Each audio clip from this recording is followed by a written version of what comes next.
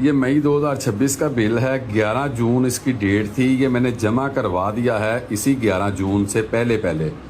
अब मेरे यूनिट कितने चल रहे हैं, दफ्तर है ये इस्तेमाल नहीं होता, कभी कभार खुलता है। 2 यूनिट चले हैं सिर्फ, ठीक है जी। ये मौजूदा रीडिंग और ये साबिका रीडिंग, 2 यूनिट इस दफ़ा चले हैं। ये इधर भी सारा आ रहा है, यूनिट बहुत कम चलते हैं।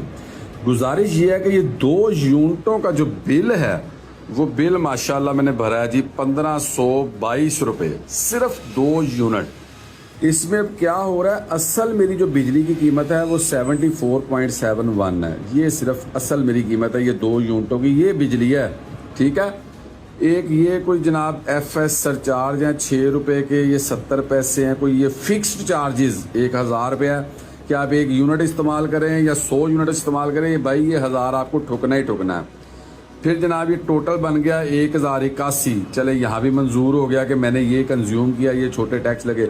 अब इधर थोड़ा सा आ जाए, माशाल्लाह बहुत हासे वाली बात है, हंसी वाली बात है कि महसूल बिजली ये एक टैक्स डल गया, जर्नल सेल्स टैक्स डल गया 195, यानी सिर्फ 2 यूनिटों पे।